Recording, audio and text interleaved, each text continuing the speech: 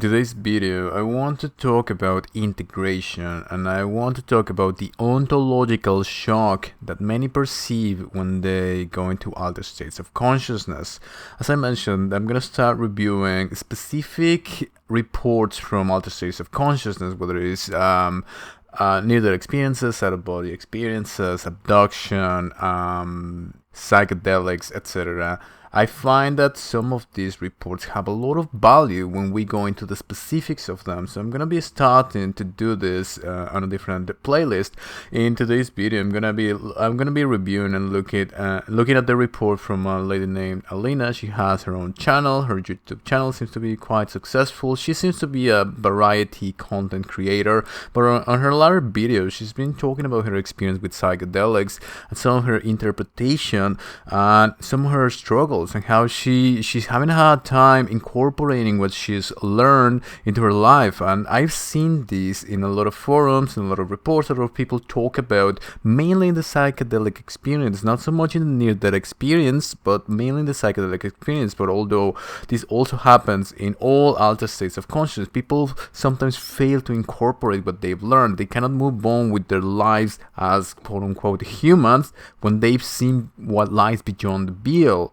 So just as a side note, if anybody decides, I'm gonna link her video below. If anybody decides to go to her channel, please only show support, only show love. As she even mentions, everything seems to be about love for some reason, and I talk about it, and I'm gonna be talking about this in the future.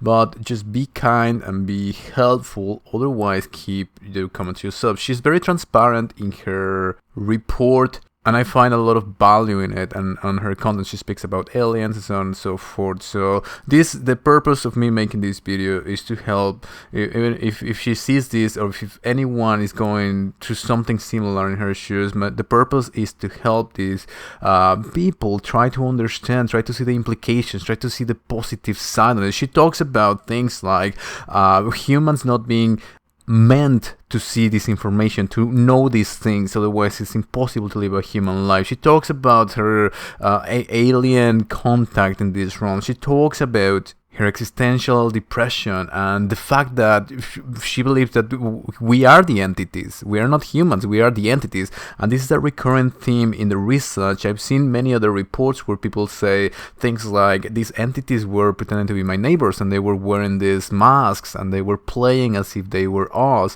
And there seems to be a connection. This seems to be something that is recurrent in the research. It seems that we are them, or they are us, or there's some sort of solipsism or puppeteering going on, and it's quite complicated. It's very interesting, but one of the things that I point towards is the implications and the possibilities of this, the fact that we might be something larger than mere human beings.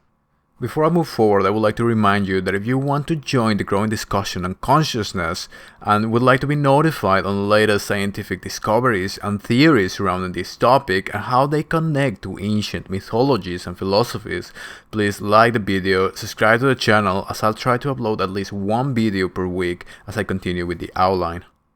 Alright, so as I mentioned in today's video, I want to cover one psychedelic experience that I found very interesting and very valuable. I'm going to be looking at this YouTube channel. Her name is Alina. She seems to be an influencer, some sort of a variety creator, influencer sort of deal. But her later videos have been on experiences on DMT and psychedelics, and I find her input very, very valuable.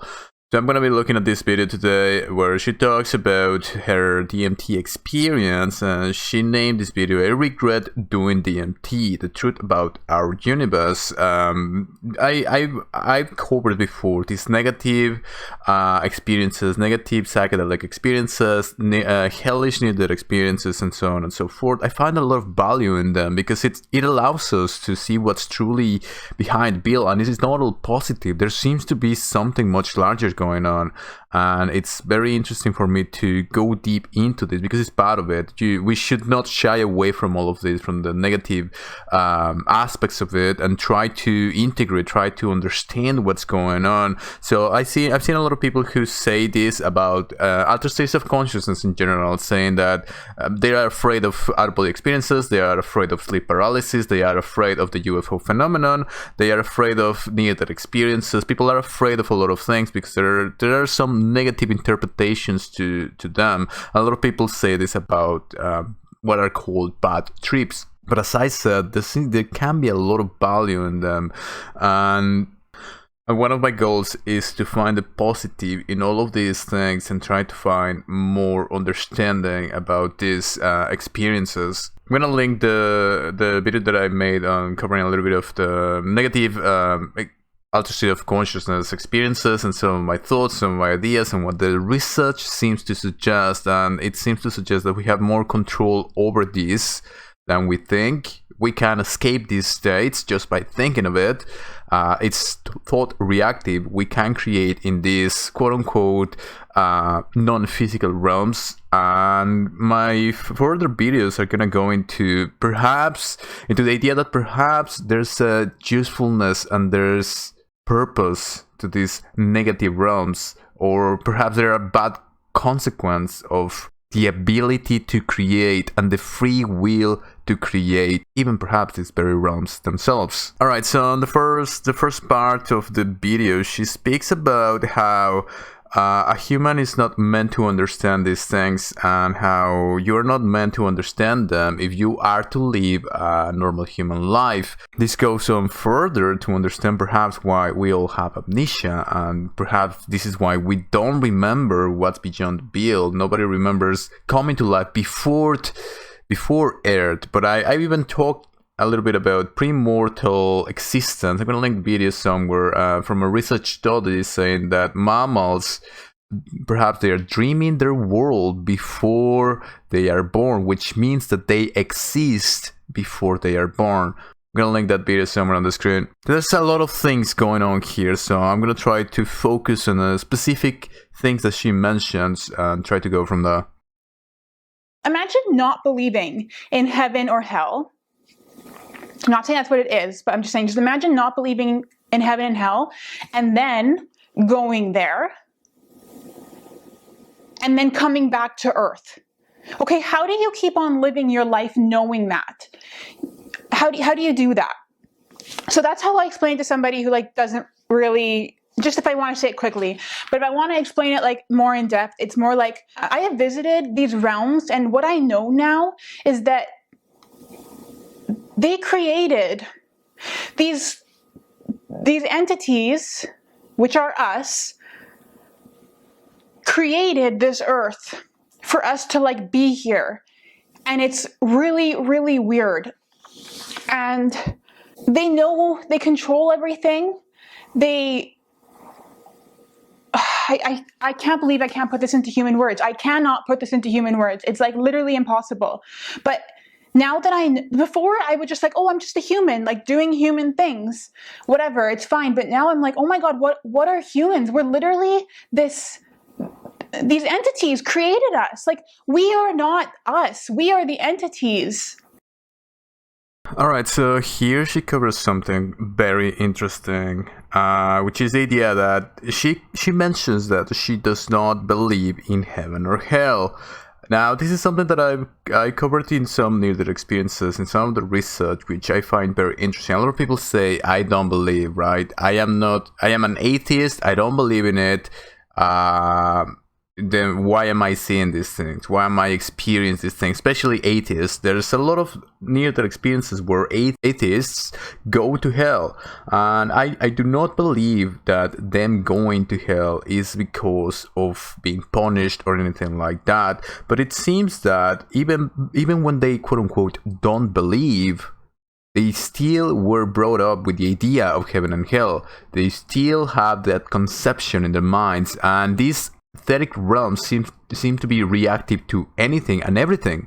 So if people have the conception that there is a hell, or there could be a hell, and they have imagined it, and they have read about it, more so the people who have grown with a lot of dogmatic religious, with a dogmatic religious background, where they are told that these realms exist and they're going to be punished and so on and so forth, and they decide to not believe in them, they're still thinking about them. They still have the conception of these realms. Now, another thing is that if indeed these ethereal realms, these non-physical realms, are created by thought, as many reports suggest, and as much of the literature and the research on this seems to suggest, it is very possible that we can create realms which approach to what we would imagine as quote-unquote heaven, and there could be realms where through negative states, through negative emotions, through negative feelings, we can create these negative spaces as well. Perhaps, and a lot of people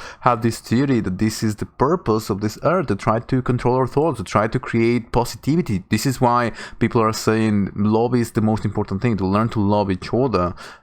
She mentions the idea that these quote-unquote entities, they created Earth, they created everything. I've seen this in some other psychedelic reports where people have contact with these quote-unquote entities, and they are told that yes, they have a lot of control into what goes on. They can manifest, pop out into creation, go back and forward, pop in and out of people's experiences.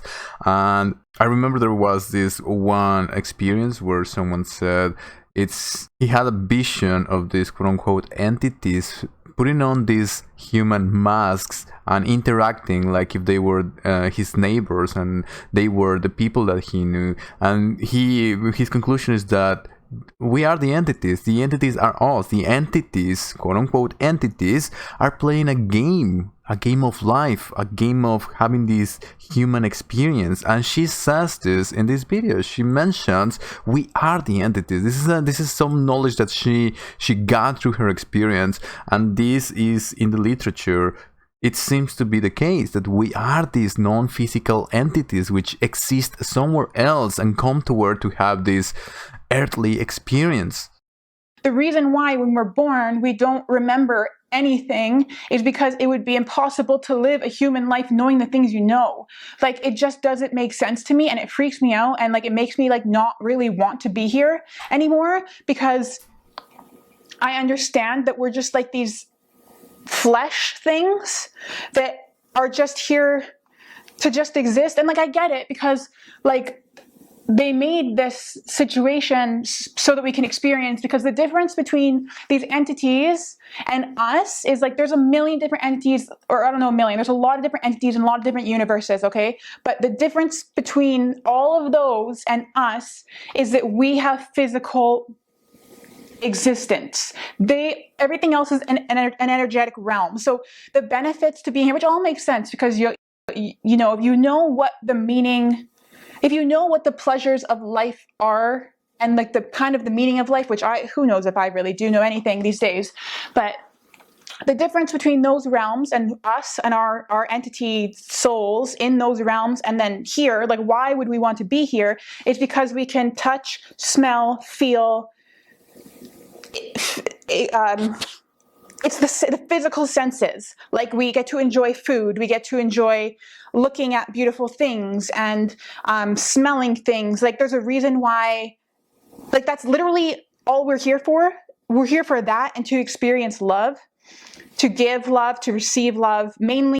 All right, amongst the theories that are in the literature, that are in the reports, is that this word keeps coming on and on, the word love, the idea of love. We are here to love. We are here to love others. We are here to love ourselves.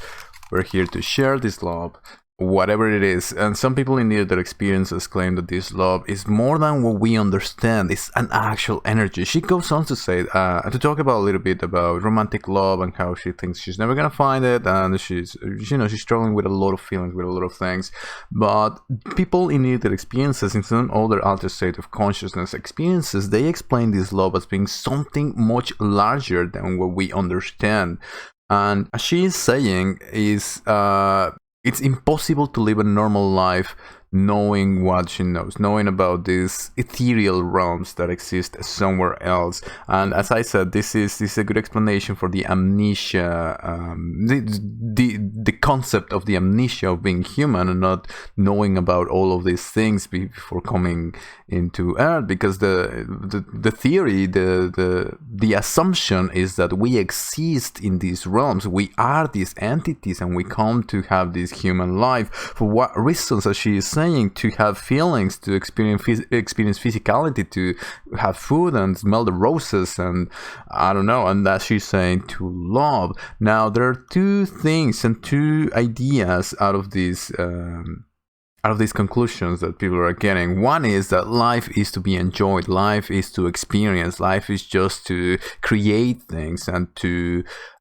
try to enjoy as much as possible. And it's just a game from these entities which are bored maybe, or just want to do something out of these ethereal realms. And the other idea is that we are here for love, to learn how to love, to understand how to create things. It's as Bob Monroe said, we are trying to learn how to manage energy and how to create things. This is why things on Earth are created. Everything is slower, and this is why the particles are solidified into physical reality.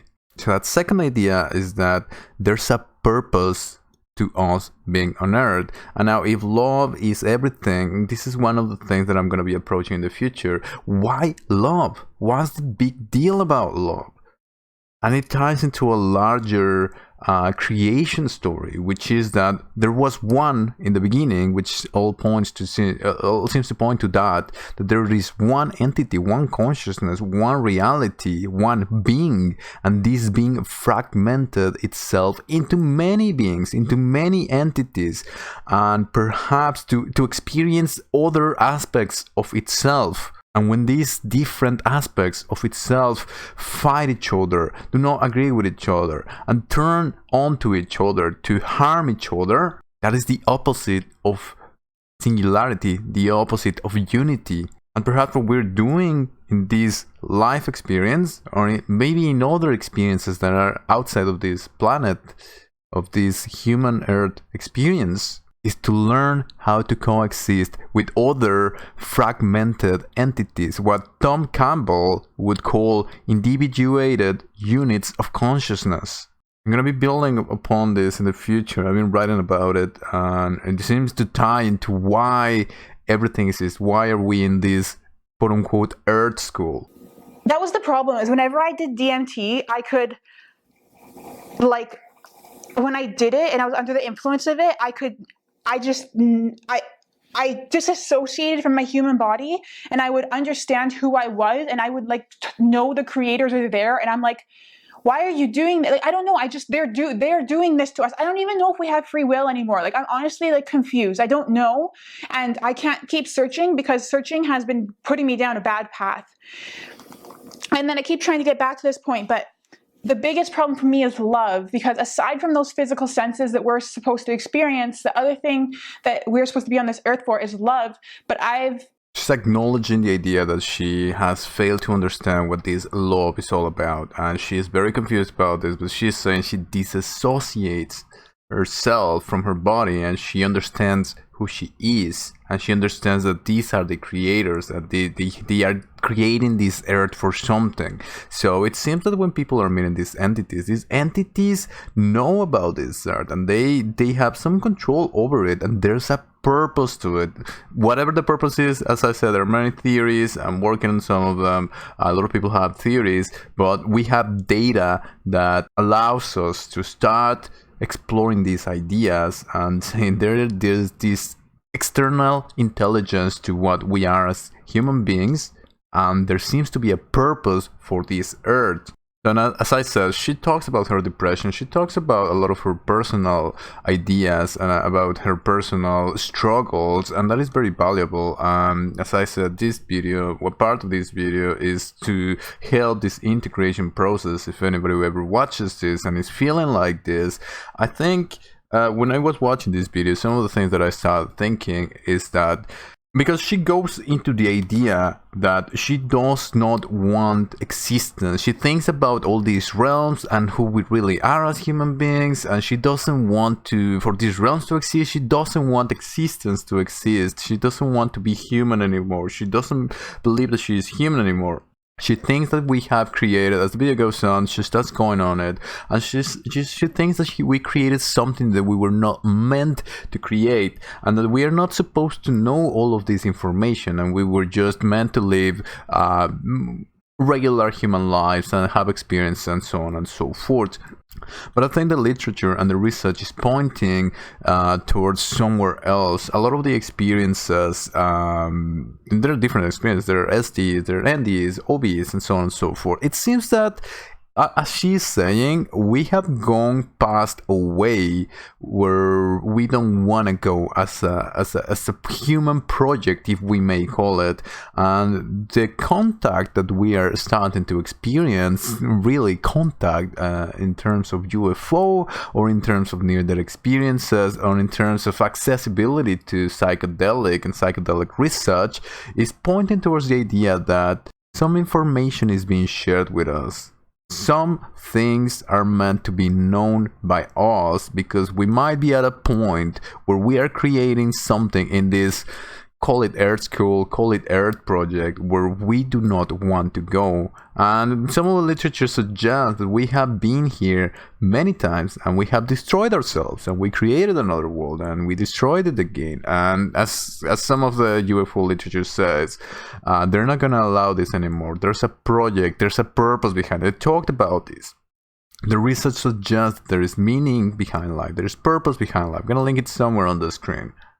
I understand where she is coming from, because when I started to do the research and I started to see things align and to start understanding things like we are not our bodies, and we might have lived many lives, and we will live many lives, and we are in some sort of a project where perhaps we have some control over it, but maybe not all control over it.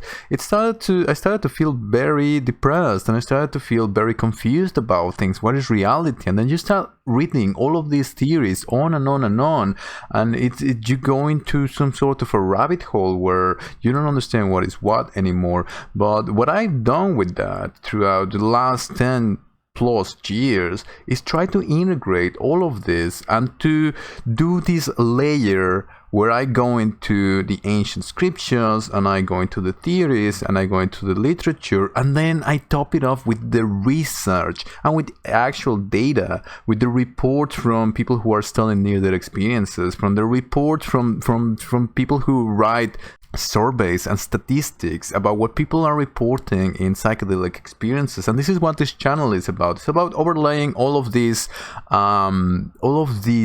information and see what goes through the gaps and what seems to be real. And this is why I came with the name A Rational Divine Outline, because all of these things, she's talking about the creators. She's talking about what people perceived as gods before. We're talking about alien experience. Even in some of her other videos, she talks about the alien contact that she experienced through this psychedelic experience that is as real as it can be.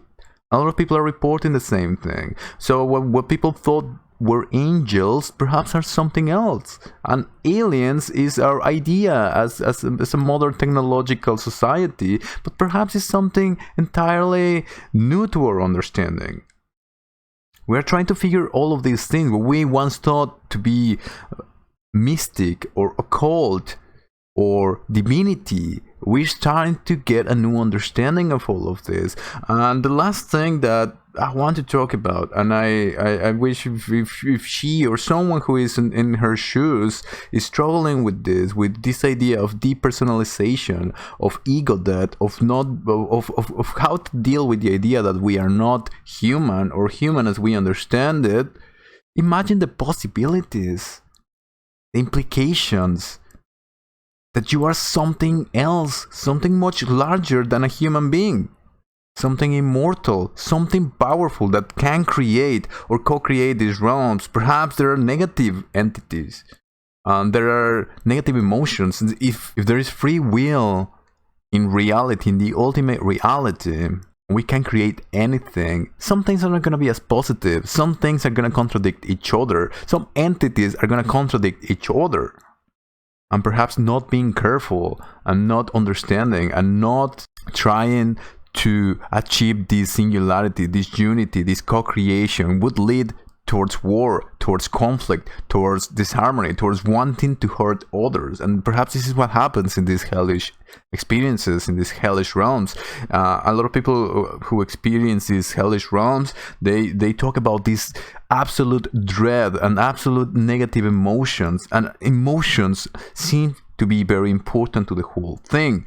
So if you go to those more esoteric or deeper creation stories, and you imagine beings, non-physical beings, who can create realms, who can create realities, as William Bullman, one of the teachers of the Moreau Institute, specifies, there are all of these realms, these non-physical ethereal realms, and people, depending on their state of mind, depending on their vibration, depending on their beliefs even, go to these realms. There could be these positive realms. There could be what we call, quote-unquote, heavens.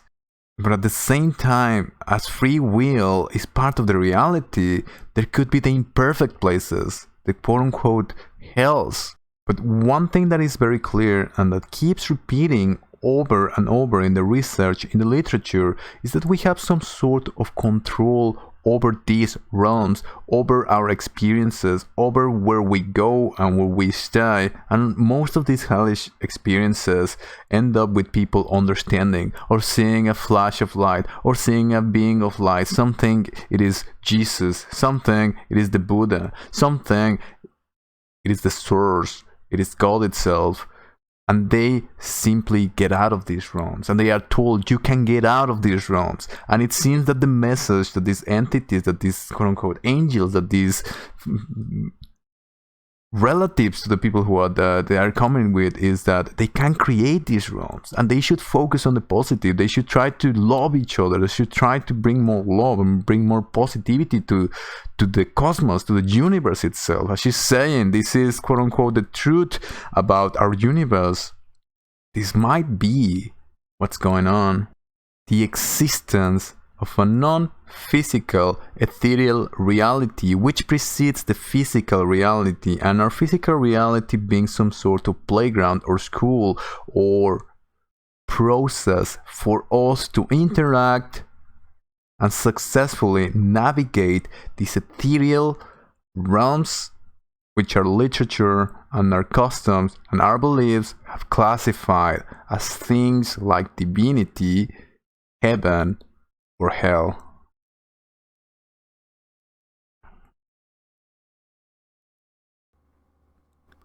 If you're on the path of finding the truth about reality and our purpose as humans on Earth, the information that I have to share concerns you. After a lifetime of research in philosophies ranging from Buddhism to the occult, I've encountered themes and patterns along some baffling information that is beginning to be seriously studied by science. A Rational Divine Outline, The Ghost of Jesus, is the first iteration of this project, where I analyze the message of Jesus without dogmatism, fanaticism, or religious bias. You can find my work available on Amazon on the link below. If you find this work valuable, consider subscribing, sharing, and following me on social media, as it'll help others in the same path to find this information. Thank you for watching, and I'll see you next time.